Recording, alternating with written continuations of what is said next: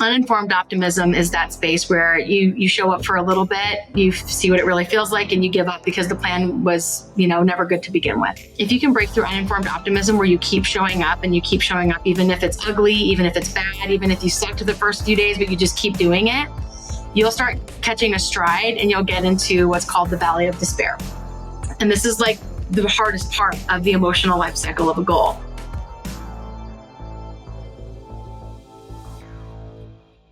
You're closer than you think to achieving your biggest goal. Yet right now, probably feels like the hardest thing you've ever done. Welcome to the valley of despair, the point where most people give up, but where champions push through. What if I told you that this low point is the clearest sign that you're on the verge of a breakthrough? The secret to success isn't avoiding the struggle, it's conquering it. And on today's episode of the Reside Platform podcast, the one and only Mie Yamashita is going to show you how. What's up, everybody? Welcome to another episode of the Reside Platform podcast. And I want to tell you, we worked hard on that intro. We really did. We nailed it. It's been nailed. You nailed it. Yes, we worked hard on that intro. And if you liked it, leave me a message wherever you see it and let me know what you think, and I'll give you the secret of what we did. Fair enough? Okay. So today's guest is Reside Platform's very own Mie Yamashita. Mie, what's going on with you? Hey. Oh, just working all day, training agents, hanging out, coaching, loving the life. Hey, so you just closed out. You were actually closed out the Cheplack Tahoe event. What that was like last week? Oh my God, yeah, it was. That felt like a year ago already. That felt like a year ago already. Dude, how was that? How was that first time cool. on that stage and in Tahoe and all that? It was really cool. Like, well, I don't need to tell you, but I mean, that's no like small thing for John to extend that offer in the first place. So that was like huge. And he's got this thing where with his instincts, like he just trusts something, and he did not micromanage that whole situation. I was nervous that he didn't micromanage me. I was like, you want to see like what I'm doing? And he's just like, it's full send for him. So like that having that much trust from him is also kind of nerve-wracking a little bit, because you don't want to mess it up. And so I feel like I did a good job. I got a lot of great feedback, and it was a really cool experience that I'm just grateful I got to have. You got a lot of good feedback. I did. Like too much. Too much, right? And I feel you because yes, you're not going to be able to fit through the door next year, because your head will be so big. I still feel that same way every time. Like when I start, I don't even know what I'm doing here, right? Like so it's good. Crazy because you of all people. Well, thank you, but I still don't know what I'm doing. You have so much to offer, so much success. It's like crazy. Thank you. Before we make this episode all about me, which maybe we should do one of those just so I can talk a lot. Do you want me to start a school clap for you? Yeah. I want to talk about the topic because I know you're going to kill it, and I want to learn more about this. So, what is it? The life cycle of a goal. The emotional life cycle of a goal. I missed the word emotional. Weird. Yeah, the emotional life cycle of a goal. Let's hear it. This is one of my favorite things to teach on, the emotional life cycle of a goal, because when I learned it, it made everything click, and it made me more it increased my tolerance for the process. I didn't realize initially that I didn't have like a gap there. Like I didn't realize I was trying to bypass the process constantly. And so I actually was able to like look back at my life and see these moments where I just repeated a pattern over and over and over again. And I thought I was having like incremental growth, but I was really just in like this flatline vicious cycle. And so the emotional life cycle of a goal really shows you what it's like you have to go, like the only way out is through. That's the concept. The emotional life cycle of a goal breaks that down really well, which I have a hilarious story around that I think matches up perfectly. If you're interested in hearing it, it's really fun. It's going to make people laugh, but it's humiliating for me. I'll do it, but. All right. Yes. I'm all for the self-deprecating humor. Yes, go for it. Okay. All right. So I am not a runner. I didn't grow up a runner. Let's put it that way. I was like the kid who walked the mile in high school. And okay, right? Like, because running is dumb. And so I'm just kidding. I ended up running a marathon, but I my former partner, he ran marathons for fun. He was like a total freak of nature. He's the father of my son, all that. And when we first started dating, I was like, he told me he did marathons, and I was like, I want to try a marathon, And for my 30th birthday, he signed me up for one as like my birthday present. So I had to like train for this marathon. And at the time, I was just like showing up to like the planning part of the process, where I was like, going on Pinterest and looking at all of the running plans and the shoes and the goos and all that stuff. And I was like planning to try to eventually perform, but I was really in this planning phase. And that is the first stage of the emotional life cycle of a goal. It's uninformed optimism. It's all of the energy around the potential future of the goal, but none of the context. And so it's just like, okay, I feel really good about this, and I think it's going to be awesome, and here's all the things I want to see happen, and you're like caught up in this like flood of endorphins that you get from it, but you virtually have no context to really know what you're going to be up against. So that's like the very first stage. Then you have to like take action from that point. You have to take all of the plans and actually start executing on them. We see this with agents all the time, right? Like they have all these plans of all these contacts they're going to make and, all these things they're going to do, and it can kind of fall flat. Everybody all the time, right? Like it can be about fitness, our leaders, our in relationship, you want to work on stuff you want to do with your kids, all these big plans, and you just fall flat because life. And that leads to the second step, which is informed pessimism. And when you start taking steps towards the goal, context sets in. And it's usually where that is the first stage where people will actually get stuck in that pattern. That's the pattern I was stuck in, which it would be like uninformed optimism. Oh, I'm going to go try something else now, or this didn't work, so I'm going to do this instead. And my gut is telling me this is what I need to do. And you have all this cognitive dissonance that doesn't allow you to see the pattern that you're in. And so people usually, that's the first fail, is they will they'll start taking some steps. Context will set in. They'll wear themselves out on the intensity piece. They crash and they go back to uninformed optimism. I see people stuck in that stage constantly. And that was me for 30 years of my life. So I started following the Pinterest plan for the marathon training.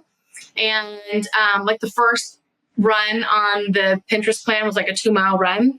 And that was like me taking the first steps outside of uninformed optimism. So like I'm going for the run, which ended up turning into more of like a walk run thing, where I'd like stop, walk, run, stop. And then I like gave up halfway through, and I was like, I'm going home, but tomorrow, I'm going to go hard in the paint. It's just so hot today, and I didn't bring enough water, and whatever. I go the next day and I don't even get any further than I did the last time. And then the next day it's like I have the plan and I never do it. And this is how we fade, because we have all that intensity, all that energy, and it's completely diffused because our expectations did not match what would actually need to occur for us to get anywhere close to the goal. So uninformed optimism is that space where you show up for a little bit, you see what it really feels like, and you give up because the plan was, never good to begin with.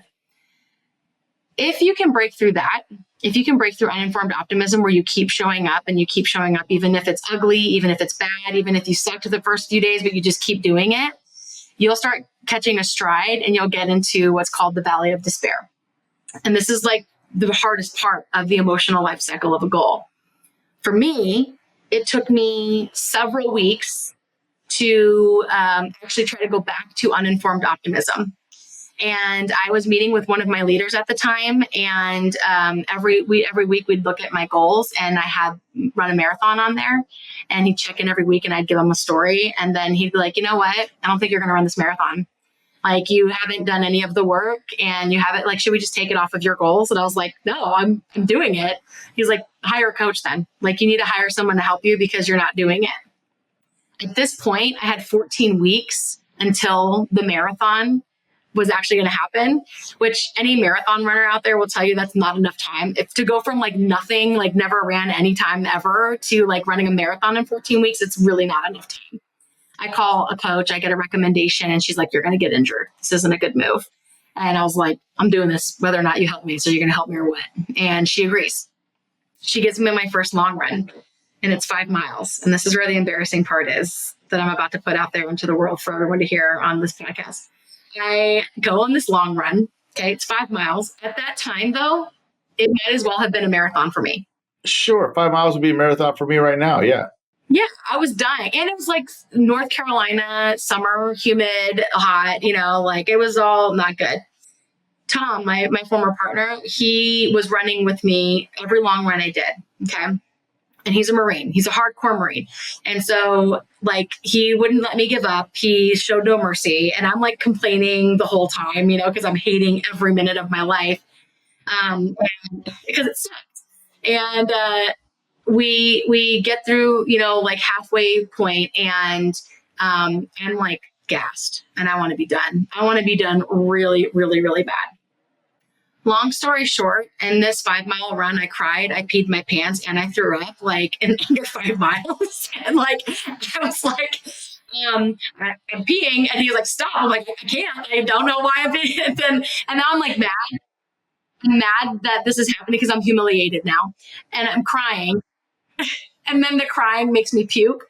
And so then I'm like puking, and I'm thinking, if he's seeing all this, he's for sure going to let me quit. And he didn't bat an eye, dude. He was like, we have 2 miles left. Let's go. So now I'm like, I hate this guy. I moved all the way to North Carolina to be with this person. I had never been so ready to quit. Well, I've never wanted to quit anything in my entire life, ever. I was so angry and frustrated that I wanted to scream. But the people pleaser in me was more worried about quitting and looking bad in front of him, even though I had just humiliated myself, like unintentionally, that I wouldn't let myself quit because I didn't want him to look, I didn't want to look bad. In this moment, I'm thinking about this extreme frustration I'm having. And I had one of those childhoods where you look back at it and you're like, dude, how did you survive that? And people told me my whole life, man, I can't believe you're so strong. You've overcome this. And so I went around my whole life thinking that nothing was hard for me, and that everyone else, thought things that they thought were hard were not that hard. And what I realized in this valley of despair moment was that I had been conditioned to hard things, and that my threshold for what was hard was showing up as the conduit. The conduit was this physical challenge. And I'm seeing everything in my past that I didn't do, because I've never reached that moment of wanting to quit so badly and then pushing through it. That never happened to me before. I would just give up and go do the next, start over, go to the next restaurant, work at the next bar or whatever. And I never actually pushed through.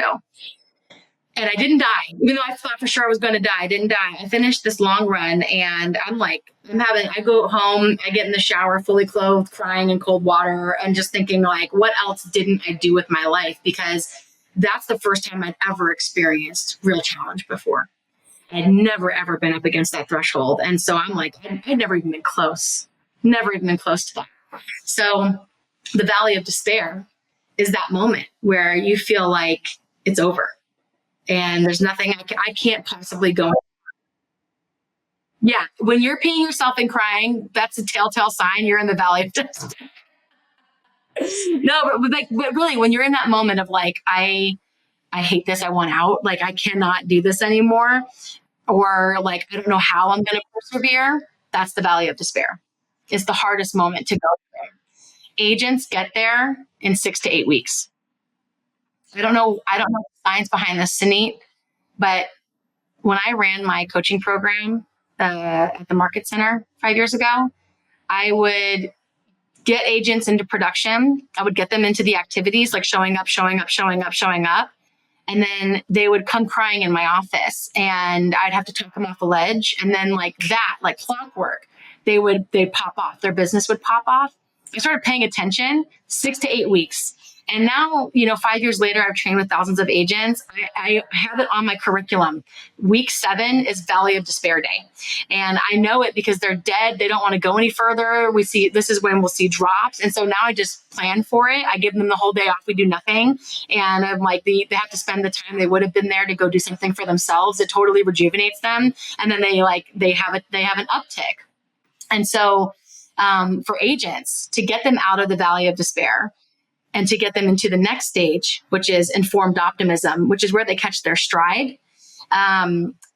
You do all that work on the front end. All that work has to happen on the front end, managing expectations, preparing them for what's ahead with the Valley of Despair, telling them what it's going to feel like, telling them what it's going to look like when they're in it, totally holding space for that moment, like sitting in it with them.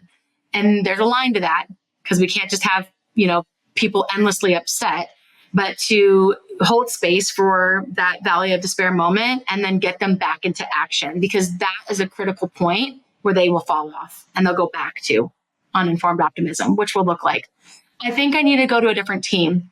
I think I need to go to a different brokerage. I think I need to get a job. And they can't tolerate the pain of the Valley of Despair. And so they go back to uninformed optimism. Wow. So true of so much. I am not getting a six pack from riding a Peloton. I am going to start going for marathon runs. But when they push through the Valley of Despair, which it's extremely possible, and like you've worked with so many agents, you've seen this happen, where it's like right? You've been through it. Yeah, every day. Yeah. When you push through it, which for me didn't happen until the 11-mile run. The 7-mile run, I cried, I peed in my pants, and I threw up again. And then on the 9-mile run, the following weekend, I don't know what my deal is, bro. The 9-mile run, I was I'm still. glad you know. I haven't peed my pants since. So okay. And then the 9-mile run, I hated it. It was awful, but it was an improvement. I didn't cry. I didn't pee my pants. I didn't throw up, and I finished it. And I was complaining the whole time and I was dead, but I did it. The 11-mile run was so slow, but I started to feel good after it. And then the 13-mile run, my pace started getting better. And then, the 15-mile run, I was starting to like it. I was starting to get that runner's high. And so the informed optimism stage is when you start catching the stride. It's when you've stayed in the activities long enough. You may not be seeing the results you were hoping you'd be getting. You may not be seeing as many wins, but you just persevere through it. You trust the process. And then it's like that, slowly then suddenly concept. That's the hockey stick effect. That's when the pop happens. And then I was like, my pace was good. My VO2 max was good. I was in a total stride. I did get injured. I did roll my IT band in this run. And I had to go on, it was 2 weeks before the marathon. It's the 18-mile run, mile 10. My knee goes out. So I have to do light work. I'm on the elliptical. I'm doing the rower just to keep my cardio up. But I didn't have any more long runs before the marathon. So, which random aside, at that time, I was quite the partier. And I found out, I didn't know ahead of time until we got there that the marathon was in Vegas. And we went and saw Celine Dion the night before and partied really hard. So I had to run the marathon the next day at 4 p.m. on the strip. And I felt great for the first 10 miles. And then my knee goes out again. And I hobbled for 16 miles, 16 point something miles on this marathon. And I finished it. It was 5 hours and 9 minutes. And then 3 months later, I did a half marathon. And then I don't know, like 3 months after that, I did a supported extreme triathlon with time. And so like, I got into that joy and fulfillment phase, which is the final phase of the emotional life cycle of a goal that you go through. It's like, once you catch that stride, you get to joy and fulfillment. And then the kicker, which a lot of people don't typically realize, is then you just repeat this process over and over and over again for the rest of your life. Yeah. And the more you do it, the more you start to have an awareness that you're in it. And then you learn how to lean into the process. You start to respect the process and you start to expect the process. And so then when you're in the valley of despair, you're like, cool, I know where I'm at. I know how to navigate this. I've done this before. And it makes the process start to be enjoyable. And so the emotional life cycle of a goal at first is like painful, hard, not fun, seems like you're not going to make it through. And then eventually you own it. I mean, I just love this. And it's like, as I'm listening to you, like, and as everyone's listening to this and watching this, I want you to really think, right? Is like, is shit stuff really hard right now? Do you feel like quitting? Right? Is it the worst? Mm-hmm. Do you feel hopeless? Like, beyond that hopelessness is where the opportunity is. Yeah. Right? That minute you feel like giving up is when you have to keep pushing forward. So, sounds like people got to take action. Mie, how do you keep pushing forward? So, Dr. Andrew Huberman talks about this. Good reference. Shout out to Andrew Huberman. Maybe he'll give us a shout on his podcast. I love him. He's awesome. Long episodes, though. Long episodes. Too long. All right. I don't get 3 hours. I got a toddler, Yeah. But no, I catch his stuff on Instagram because I get the highlight reels. But I was exposed to him the first time on Tom Bellew, and he talked about the dopamine response and how most of us have conditioned our dopamine response to the goal when we should really condition it to the process. And him and Ed Milet had a podcast too where they talked about like that 1% better every day. So it's the same concept. Is like. And then when you're in the valley of despair and you need to, the only way to get out of it is through it. And the only way you go through it is by action, exactly what you said. But it doesn't have to be these massive, like intense applications of action. It just master the art of showing up. Like literally just keep going. Like even if they give you like 10%, take the 10% and tomorrow push for the 15%. Like, and everyone's going to be different. Some agents, and leaders too, the capacity feels really shrunken when we're in the valley of despair and we don't feel like we have a lot to give. Give everything you can. Even if it's just this much, like give everything you can because you're reconditioning your dopamine response. And as you continue to do that over and over again, you will train your brain to start enjoying the process when you do that. And it'll be easier to apply action over time. I think you're building the anterior mid-singular cortex part of your brain by going through the hard stuff and getting out on the other end. To reference Huberman again, because I do. Yeah. I too listen. Is the anterior mid-singular cortex? Yes. Is. Maybe we'll just make it like a reel of this part and tag him and see what happens. Look at that. But that's like the nerve in your brain or whatever that gets developed as you do the harder stuff, making it easier to do more hard stuff. Right? Like they always talk about Goggins, because he's such a badass and how he's like, he runs on no cartilage anymore. Right. So just the hard stuff, he can just get through it. That's the comfort paradox. When you're avoiding things that are hard, you're more uncomfortable. When you lean into things that are uncomfortable, they're less hard. Sure. But I mean, the valley of despair feels hard, right? It's 100%. Like there's no way around it. The only way around it is to not do it. And then you're just stuck in the pattern. And that becomes the choice though, Sunit. It is hard to grow. I mean, you and I both, we know what the work, self-development work, it is tough to evolve yourself. It is tough to break through your patterns. It is really hard to look in the mirror and see all of the ugly stuff that we don't want to look at. And then to like accept it, learn how to work through it, learn how to shift it, learn how to change it. Like you have to want it. You can't passively do that. And so that's the choice. And when you go through the valley of despair is like, do I want to stay uncomfortably comfortable, or do I want to get better? I think something else that you said that really resonated is you had support through the valley, through coaches, through Tom, that, and I think a lot of people, whether it's a fitness journey or whether it's a business journey, like whether it's a mental health journey or a relational journey, right? Like lean on professionals to help guide you through.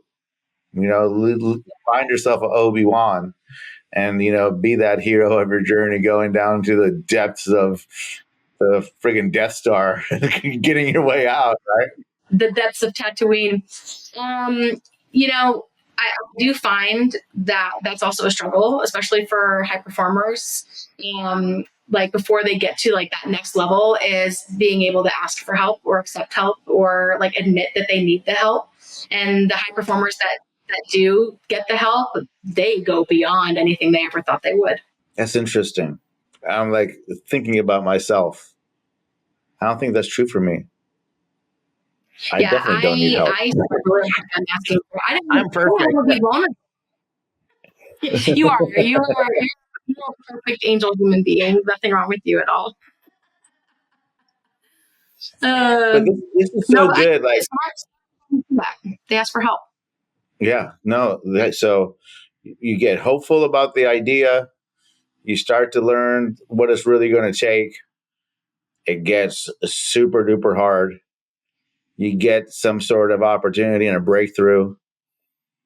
Then then you build that muscle, and then you're on your way to achieving it. How does somebody effectively like track that process, you think? Because I mean, and I've told you this, I write my goals down every morning, right?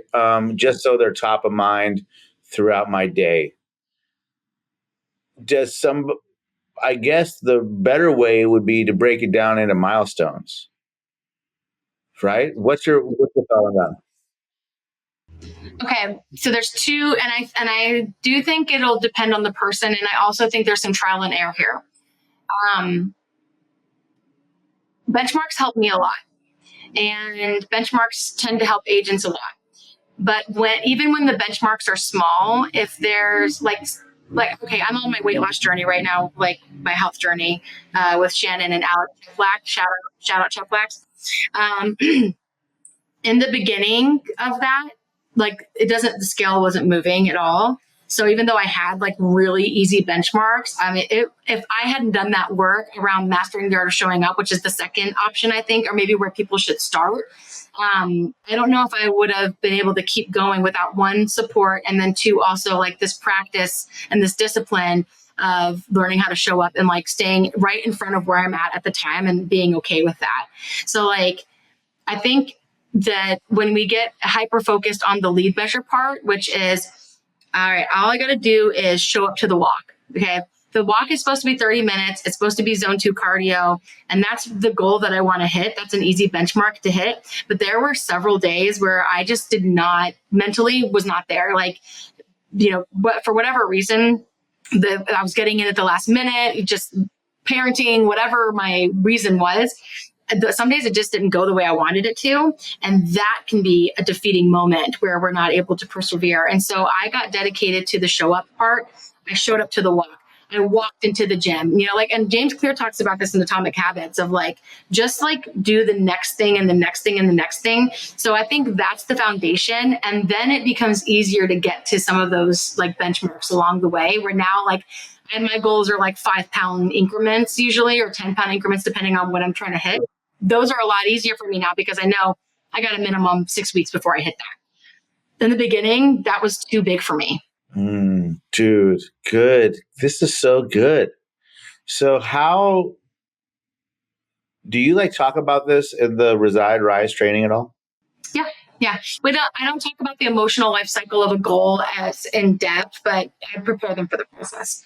I do usually, before a team joins Rise, I'll usually do this training with their teams, like go onto a team meeting and train them on emotional life cycle of a goal.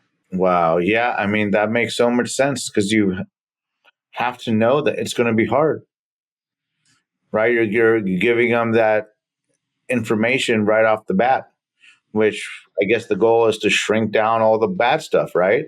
By knowing what you're getting into. Take the edge off of the fear of it.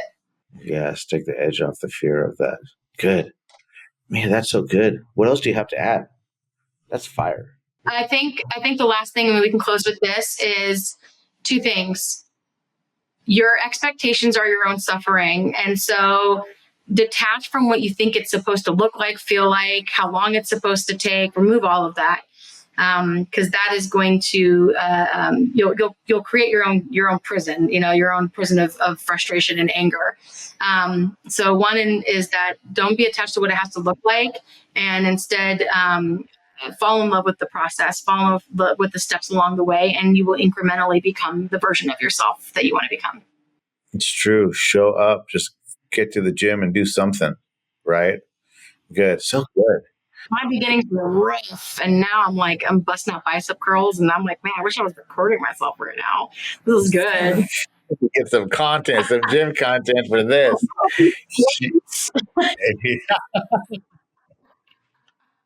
I'm kidding. Please don't record me in the gym. Yeah, that's so powerful. Like it makes so much sense, and especially around the whole training thing. Like, I really think that I got a lot of takeaways from today, and also, if everybody listening and watching this Reside Platform podcast episode, where we reference Andrew Huberman 3 times, for all those people, like, just know, right? Like, be realistic with yourself, show up every day, and we'll see you at the top. Love that. Right? See you at the top. Mia, where can people reach out to you to say hi? Instagram, Mie Yamashita official. Thank you, Sunit. Official, yes. And this because that's a funny story. But anyway, Sunit is one of my coaches. I'm very lucky because he keeps me in line. Mie Yamashita official, Instagram, and then also Facebook. .com/Mie Yamashita official, MIEYAMASHITA official. Good. And before we leave, like, any secret stories, the reason that we're laughing about Instagram is Mia has another Instagram with a silly name. Totes Magoats Jobin. Totes Magoats Jobin. And I said, like, this ain't MySpace, bro. Like, come on. Like, this is professional. Ain't no looking for Totes Magoats. You'll get it, okay? That's a movie quote. I've had that for like 13 years, and I'm attached to it. So I created a new Instagram just for you. It's curated. Yes, you created a new one. Yes, it's curated, and it looks good. And I've been tagging both, I think, just because I'm not sure. Yeah, yes. You're the best thing. Yes, I have 2 Instagrams too. I don't even think you follow my other one. You have like 10. Yeah. Okay. True. So, everybody watching, I really hope you got something out today. I totally did. If you did, or when you did, because I know you would have, share it with a friend. Share it with somebody that you want to see succeed. Share it with somebody you want to see succeed. Give us a like and a comment. We're not doing any ads on this podcast. If you want more information about Mia's training and Rise and everything we got going in the Reside Platform podcast, go to the resideplatform.com. We'll have a link in the show notes, and we'll see you on the next episode of the Reside Platform podcast.